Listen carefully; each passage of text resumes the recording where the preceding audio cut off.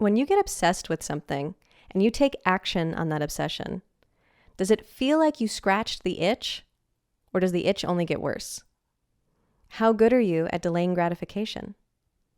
Do you have certain rituals that you need to do, otherwise you get anxiety? How much are your superstitions helping you versus hindering you? Hi, this is Sarah Russell. I'm your Microdose host, here with your weekly mood boost and tools for transformation. And in this episode, I'll be talking about obsessions, compulsions, and superstitions. Now, if the force is strong with the Skywalkers, then in my family, what's strong is neurodivergence. I have multiple family members all across the spectrum of neurodivergence, autism, OCD, whatever else.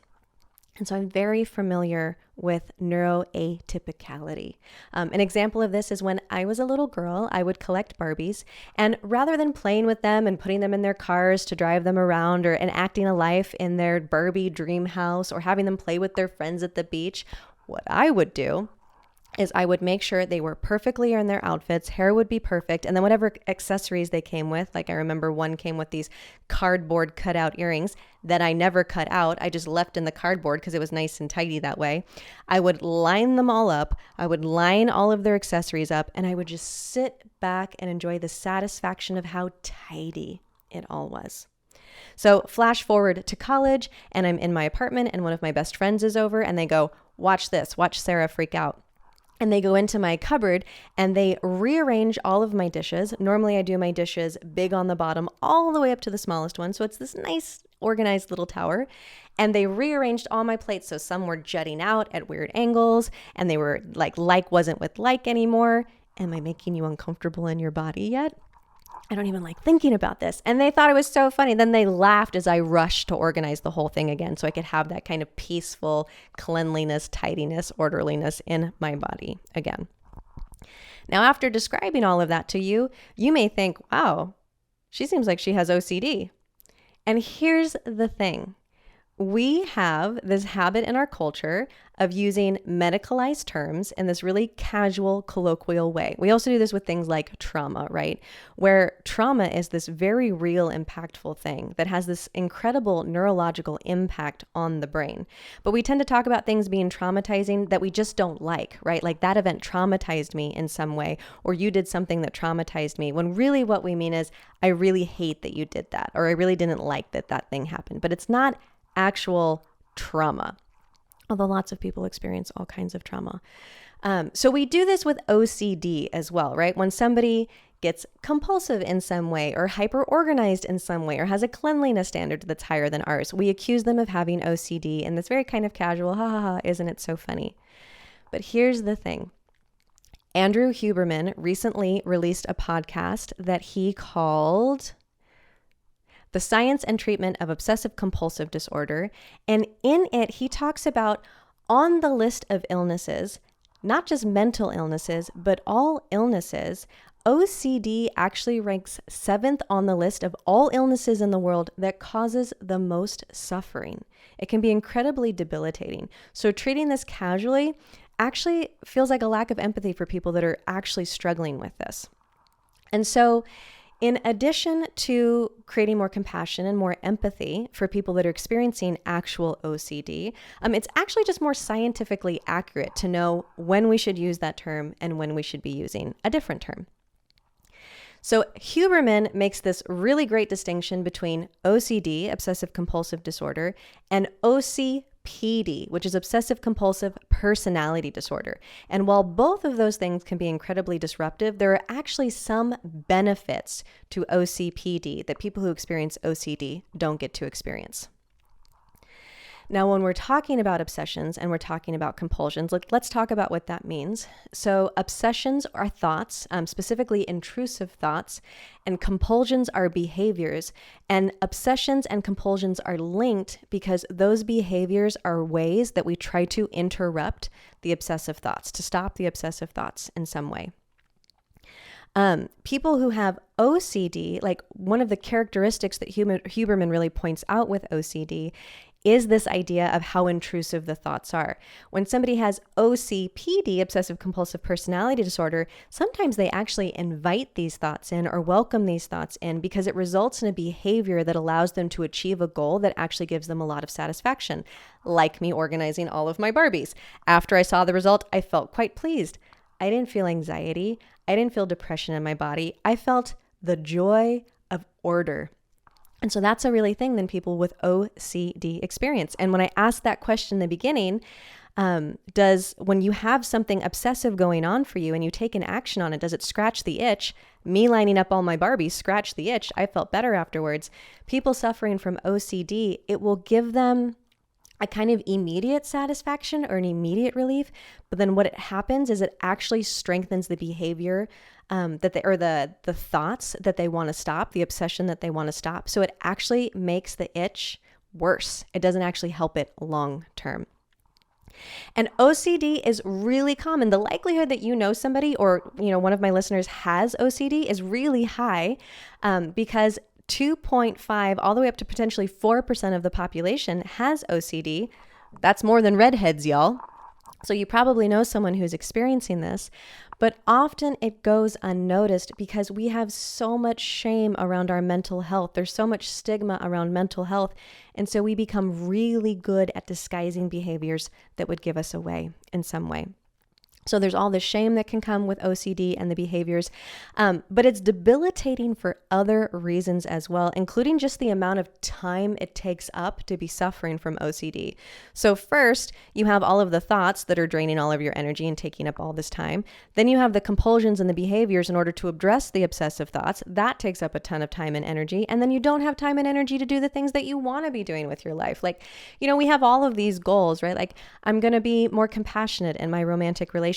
I'm going to exercise more. I'm going to eat healthier. It's really hard to start achieving all of those goals if you're locked into looping thoughts and behaviors that never actually relieve the looping thoughts. So again, this can be tremendously debilitating. There are 3 different ways that Huberman outlines that obsessions and compulsions can take form. And one of those is checking. And this is kind of the stereotypical, did I lock the door? Did I turn the oven off? So checking to make sure things are done. The next is a kind of repetitive or repetitious thought or behavior. This can come in the form of counting or needing to do something a certain number of times. So checking to see whether or not the door is locked. Needing to lock the door 3 times every single time you lock the door would be an example of counting, or a certain number of times you need to do it. And then the last one is that sense of order, right? Things are clean, things are tidy, things are organized, things are perfect. But also it's that discomfort you get in your body if something's been left incomplete, where it just feels really uncomfortable if you're not able to go back and finish the thing, the kind of anxiety that can make you feel. And Huberman's really specific with how he defines anxiety in particular for this, where it's this heightened state of autonomic arousal. So this is an increased heart rate, this is increased breathing, but it's also this not just metaphorical, but physical narrowing of your focus. So both like in this kind of metaphysical way, or metaphorical way rather, and also this very biological way, your focus gets really narrowed. You get really obsessed on a very specific thing in your immediate environment, right? So OCD can cause these feelings of anxiety, this idea of heightened autonomic arousal, and it can also cause feelings of depression, which we know really impedes your ability to function in life. And it can also create a kind of cognitive inflexibility. And I don't know about you, but when I hear cognitive inflexibility, I go, well, what's really helpful for that cognitive inflexibility is one of my favorites, psychedelics, particularly psilocybin.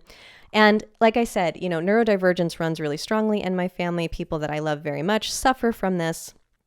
And so, you can take the traditional SSRIs, you can do cognitive behavior therapy, and that works for some people, but it doesn't work for everybody. And so it can be really helpful to have alternative treatments. And of course, I'm like, what about psilocybin? How does psychedelics fit into all of this? Well, Huberman says that yes, there are clinical studies, there have been clinical trials that show that psilocybin is incredibly effective at treating major depression. Yay, ding, ding, ding, ding, ding. That's great news. However, the trials that have been going on specifically for OCD have proven way more inconclusive. In depression, it's really clear that psilocybin is particularly helpful. In OCD, it's still kind of like to be determined, to be continued. We have to see with more information, with more studies, how beneficial psychedelics and particularly psilocybin can be. And then one of my favorite books, Food of the Gods by Terence McKenna, he talks about the cult of the Jolly Green Goddess. Also a fan of cannabis over here. Cannabis can be so helpful to treat so many things because we know human beings evolved these cannabinoid receptor sites in our bodies to interact with this plant that we evolved along with. And so cannabis, right? Like cannabis can be so helpful. And again, clinical studies and trials have shown cannabis is incredibly helpful at managing anxiety. So we've got psilocybin that's really helpful for major depression. We've got cannabis that's really helpful for anxiety. But here's the thing, is that cannabis is really good at increasing your focus. Not the best for OCD, right? We already have plenty of that with OCD. And so it doesn't necessarily exacerbate OCD, but it's not necessarily the best thing for OCD either. Okay, so what about one of my other favorite alternative holistic remedies, which is mindfulness and meditation and breath work? Again, these are wonderful things for increasing focus. So like OCD people, it's like so tricky, right? Because there are all these wonderful like healing modalities out in the world, and it just must be so frustrating for you to go, yeah, but none of them work for OCD. They work for everything under the sun but this. What do I do? Okay, so one of the things that Huberman talked about was neuroceuticals, also known as supplements. And there are some neuroceuticals like 5-HTP and tryptophan, which have shown to have significant positive effects. But here's the thing, because they are working within the neurochemical systems of the body, like SSRIs, they also have side effects like SSRIs. Am I bumming you out? I'm so sorry. There's about to be some potentially good news. The one that he's really excited about is something called myo-inositol. And inositol is a sugar that's made in the body, and it's found in certain foods, and it balances certain chemicals in the body and can help with certain mental conditions like OCD. And so this myo-inositol, I hope I'm saying that right, it's showing to be really effective in reducing anxiety. But the thing is right now, the doses of it are really high. So if you're going to experiment with this, like get help, get professional help. Make sure you're talking to your general provider or your nutritionist or whoever it is that you go to for medical advice. Because myo-inositol, as well as glycine, which is amino acid, taken at high doses is showing to be promising with OCD. But this is new. This is novel. Don't try this at home by yourself. Make sure you're getting help around all of this as it's evolving. Okay, so we talked about the difference between OCD and OCPD and how OCD has this intrusive element, whereas OCPD has this idea like, oh, actually, people with OCPD have the ability to delay gratification in some way, that their ability to obsess over something provides some kind of result that's really satisfying or helps them with their goals. Both of them can be challenging. Both of them can be detrimental and disruptive in their own ways, but OCPD does have this positive component that you can kind of leverage that level to super concentrate in a way that's beneficial for you. But now let's also talk about superstitions and how superstitions fall into obsessions and compulsions. And Huberman talks about baseball players, specifically a pitcher, right? And if you've ever seen them, he talks about them touching the ball to their chin and then looking over their shoulder one way and looking over the other way. And so it's this idea that the pitcher learned how to throw the pitch, and there was a certain motor sequence that they needed to follow in order to do that. But there were all these other little quirks and tics that kind of got built into the necessary motor functions, all these unnecessary extra movements that somehow got baked into oh, this is how we do the thing, and this is how we do it well to get the result that we want. So the other thing you can think about, how many of y'all knock on wood after you say something in order to prevent something bad from happening? So a superstition, when it's something that we're aware of and we're like, oh yeah, I'm going to do this thing just in case, but we don't actually believe that something terrible is going to happen if we don't do it. There's this rational part of ourselves that's well, I'm going to do this just in case, but if I don't do it, if you forget it, it's fine. That's different then when a superstition becomes a compulsion, when all of a sudden you're convinced something bad is going to happen and you have to do the thing, otherwise terrible things are going to happen. And superstitions also turn into compulsions when they become super habituated and automatic and we're no longer consciously doing them. It just feels like it's something that we have to do, right? Then all of a sudden it gets into compulsion territory. So, superstitions are sweet. They can be fun. They can be beneficial in some way. Part of the reason superstitions are so compelling, I'm going to say, is because the brain really likes to predict things, right? The brain likes to predict the future based on past analysis. And part of the reason we want to be able to predict the future is because then it gives us a sense of control over the future. And if we have more of a sense of control, we can have a deeper sense of safety. So superstition is a way to try to predict an outcome, try to control the world in some way so that we can create some kind of container for safety. That becomes a problem when it starts overtaking us. And so Huberman he describes the spectrum, right? Where we start with superstitions, where we're trying to predict as a way to try to control the outcome in some way.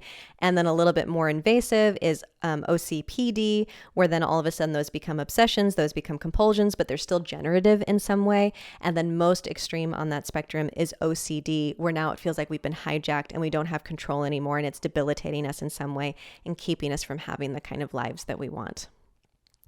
So recognizing where our behaviors fall along that continuum, anytime we're bringing awareness, when we're bringing intentionality, we're inviting in choice, this possibility to have more compassion for ourselves, this compassion for other people, potentially this ability to intervene in a different way that may be beneficial to us in some way. So hopefully this podcast has increased your awareness around all of this, increased your empathy around all of this.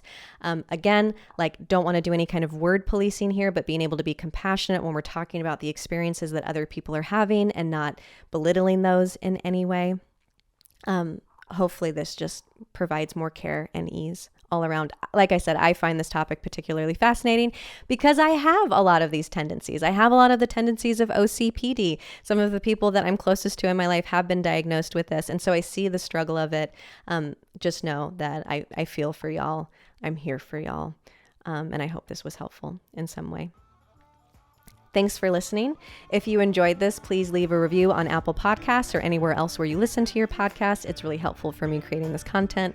Also, you can check out trendswithbenefits.com. There's a ton of really wonderful written work over there, everything from cold plunging to psychedelics.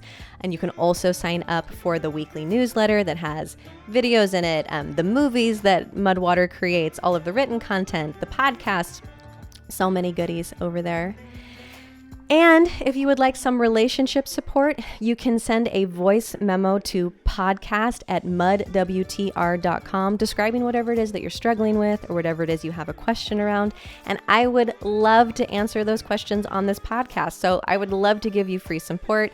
I'll give you whatever tools and resources I can. So go ahead and send those voice memos in. And however you are coping with everything that life throws at you, whatever behaviors you've developed as a way to try to move through this very complex, complicated world, I hope you find the path that uplifts you and brings you to your highest good.